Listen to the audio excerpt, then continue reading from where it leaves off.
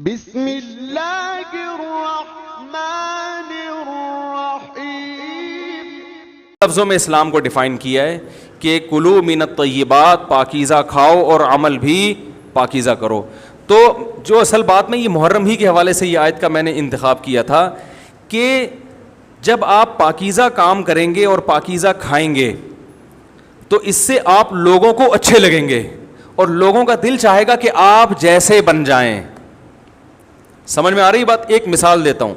دیکھو کوئی بھنگی ہو جو بیچارہ ہر وقت گندگی میں رہتا ہو، اسے آپ سمجھائیں کہ یار اچھی زندگی گزارو، صاف ستھرے ہو جاؤ. آپ نے کسی دن اس کو نہلا دیا، بہترین کپڑے ڈیٹول سے نہلایا، سروس کروائی، کیونکہ ظاہر ہے وہ اتنے دنوں سے ایک کام کر رہا ہے تو وہ سروس کے بغیر دھلے گا نہیں.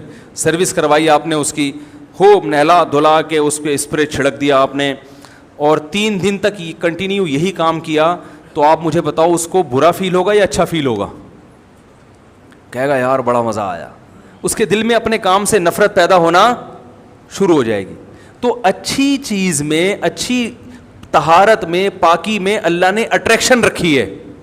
جیسے صاف ستھرا آدمی اچھا لگتا ہے یا گندا اچھا لگتا ہے؟ صاف ستھرا اچھا لگتا ہے. تو صاف ستھرے اعمال والا بھی انسان کو اچھا لگتا ہے. تو اللہ تعالیٰ نے اسلام کو جو ڈیفائن کیا 2 لفظوں میں، اچھا کھاؤ اور عمل اچھا کرو. کیا مطلب؟ ایسا کام کرو کہ غیر مسلم تمہاری طرف مائل ہوں کہ یار یہ بڑے اچھے ہیں. تو کوئی ایسی رسم اسلام میں جس کو دیکھ کر وحشت ہوتی ہو، اس کا مطلب ہے وہ اسلام، بولو بھائی، نہیں ہے. کوئی بھی آپ ایسا عمل کر رہے ہیں، لیبل اسلام کا لگا رہے ہیں، مگر اسے دیکھ کر غیر مسلم کو گھنٹوں گھنٹوں سمجھانا پڑتا ہے یہ کیوں ہو رہا ہے، اس کا مطلب ہے کہ یہ اسلام، بولو نا بھائی، نہیں ہے. تو آپ مجھے بتاؤ محرم میں جو کچھ ہو رہا ہے، کیا یہ غیر مسلم کو اسلام کی طرف مائل کرے گا؟ یہ عمل ہے بھائی؟ یعنی کوئی غیر مسلم اسے دیکھ کے مسلمان ہوگا کہ یار ماشاءاللہ بڑا زبردست اسلام ہے؟ افسوس ہمیں اس پر ہے کہ دیکھو جن کا مسلک ہے، جن کا فقہ ہے، وہ جو کچھ کر رہے ہیں انہیں کرنے دو. اپنے بارے میں یہ فیصلہ کرو کہ ہم سنی ہیں یا شیعہ ہیں. فرقے شروع سے چلے آ رہے ہیں نا، شیعہ اور سنی، ختم کرنا تو ممکن نہیں ہے. تو حضرت عیسیٰ علیہ السلام جب نازل ہوں گے تو تلوار کی زور سے تمام فرقوں کو ختم کر دیں گے. تو جو کام عیسیٰ علیہ السلام کا ہے وہ خود کرنے کی کوشش نہ کرو، جو حضرت مہدی کا کام ہے وہ خود کرنے کی کوشش نہ کرو. ہم کسی فرقے کو ختم نہیں کر سکتے، لیکن ہم اپنے آپ کو ڈیفائن کر سکتے ہیں. ہم یہ بتا سکتے ہیں کہ ہماری رائے میں صحیح کیا ہے. تو میرے بھائی، نبی صلی اللہ علیہ وسلم نے فرمایا 73 فرقوں میں سے ایک جنتی ہے. تو یا تو ادھر چلے جاؤ، یا بولتے کیوں نہیں؟ ابھی نہیں بول رہے تو پھر عمل کیسے کرو گے؟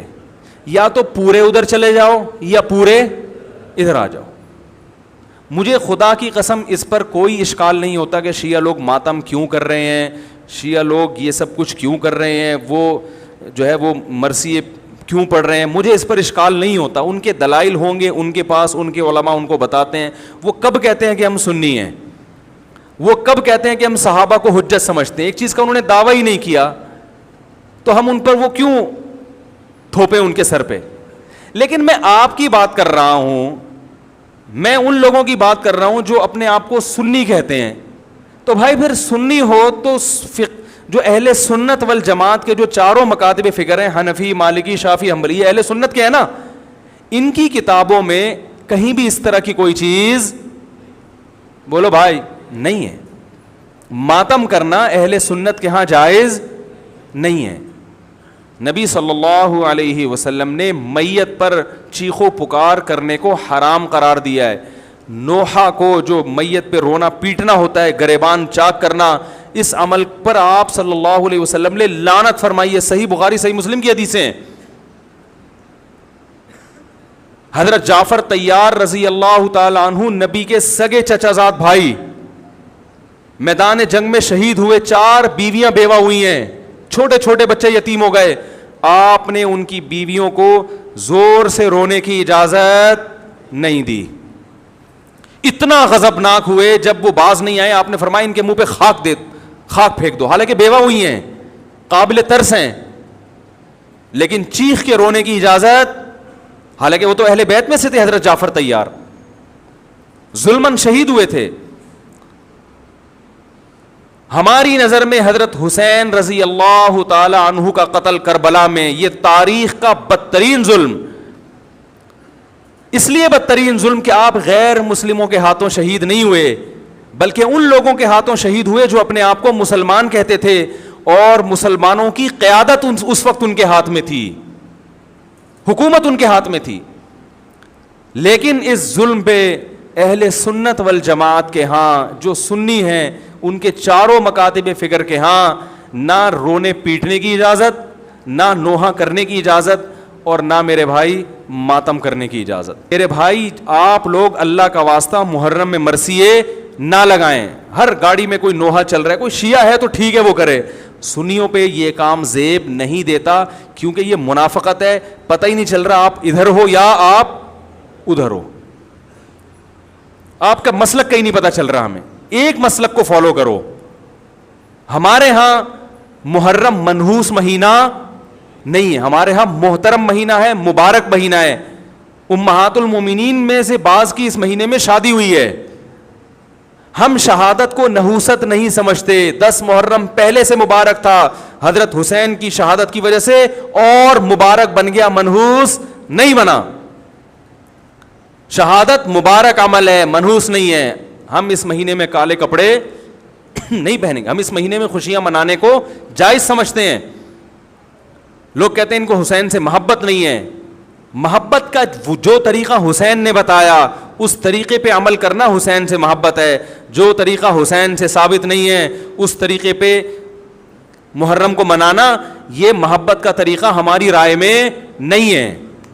سمجھ میں آ رہی ہے بات کہ نہیں آ رہی ہے؟ اور ایک میں وضاحت کر کے بیان کو ختم کروں. بھائی یہ کوشش کریں گے نا اس کی, محرم نہ منحوس مہینہ ہے, نہ اس میں بلائیں نازل ہوتی ہیں, اس میں خوشیاں منانا بھی جائز ہے, اس میں نکاح کرنا شادی کرنا بھی درست ہے. یہ جو مشہور ہے محرم کی شادی ناکام ہوتی ہے 100% غلط ہے. جو شیعہ حضرات ہیں وہ بچیں اس سے. ہمارے ہاں یہ بالکل اس کی اجازت ہے, آپ محرم میں نکاح بھی کریں, محرم میں آپ اپنے بچوں کا عقیقہ بھی کریں, آپ اس جو ہے جو بھی خوشیاں ہیں آپ اس کی کریں, تاکہ اسلام کا جو رخ ہے نا, اسلام میں کوئی مہینہ منحوس نہیں ہے, تاکہ غیر مسلموں کے سامنے کم از کم ہماری طرف سے جو اسلام پیش ہو وہ یہ والا ہو, ان کی طرف سے وہ والا ہو. غیر مسلم کے پاس آپشن ہو کہ بھائی دیکھ لو ان میں جو اچھا لگتا ہے وہ والا اسلام آپ فالو کر لو, لیکن آپ بھی ویسے ہی بن گئے تو پھر اسلام کا ایک رخ جائے گا ان کے سامنے. سمجھنے کی نہیں سمجھ رہے؟ تو اس لیے یہ گھروں میں مرثیے نہ لگایا کریں. میتوں پہ نوحہ کرنا, غم منانا ہماری شریعت میں پسندیدہ. 3 دن تک تعزیت ہے بس, اس کے بعد نہیں. اور عورت کے لیے شوہر کے مرنے پر 4 مہینے 10 دن عدت ہے. Thanks for watching.